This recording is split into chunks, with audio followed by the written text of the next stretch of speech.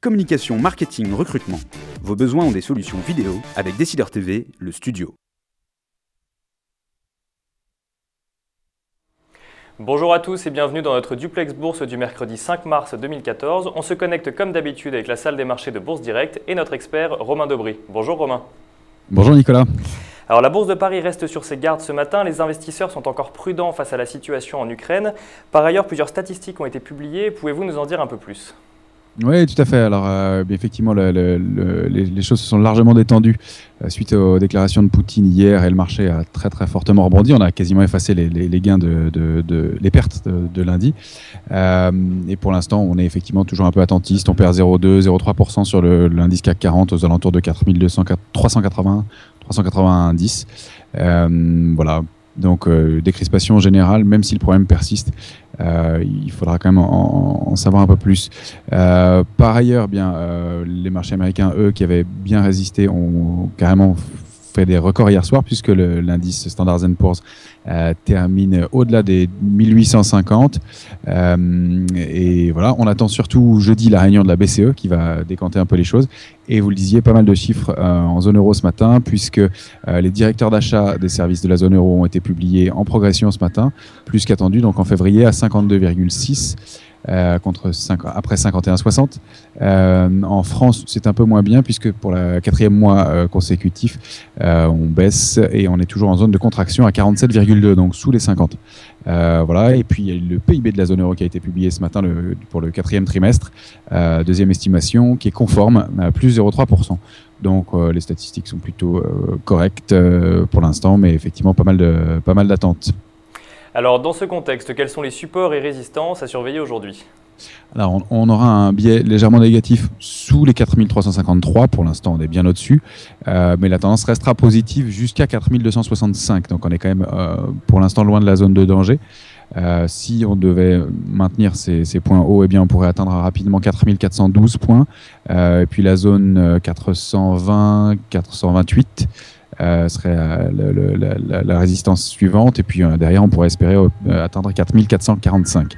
En revanche, si on ne maintenait pas ces points-là, on pourrait rapidement revenir sur 4323 points et puis derrière la zone 4290-275. L'importante zone 265-250 qui celle-là serait assez négative si on la franchissait et puis derrière 4270-4170 pour être les cibles basses à atteindre. Alors on passe maintenant du côté des valeurs. Deux valeurs ont retenu votre attention ce matin. Il s'agit de Carrefour mais également de Carmat. Oui, tout à fait. Carrefour, puisqu'elle publie ce matin un bénéfice net annuel en hausse de 2,4%, elle rassure. Le plan qui a été mis en place est apparemment arrivé à la moitié. Elle est en hausse donc de 1,25% à 27 €. Et donc, parmi les chiffres importants à retenir, elle a multiplié par 3 son bénéfice annuel donc son résultat opérationnel progresse de 9,8%, mieux qu'attendu, et elle versera un dividende de 62 centimes, ce qui est une bonne nouvelle évidemment. Elle remercie, elle fait confiance dans ses investisseurs. Et puis par ailleurs, Carmat qui recote ce matin après la mauvaise nouvelle d'hier. Enfin, mauvaise nouvelle, c'est relatif.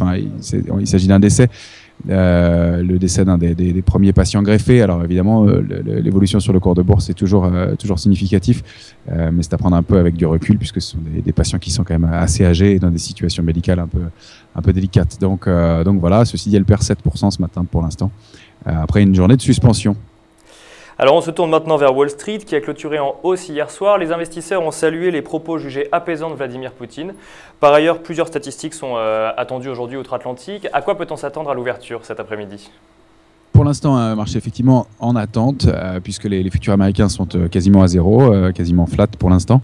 On attend à 14h15 la situation de l'emploi privé en février. On attend 158 000 créations d'emplois après 175 000, donc un peu moins bien. Il y a le facteur météo qui joue là-dessus, bien sûr. À 16h, l'ISM des services à 53,6 donc pour le mois de février, attendu à 53,6 pour le mois de février. Et puis à 20h, le livre beige de la Fed. Voilà, mais c'est surtout la réunion de la BCE demain qui sera importante. Et puis vendredi, les chiffres du chômage aux États-Unis qui seront à surveiller.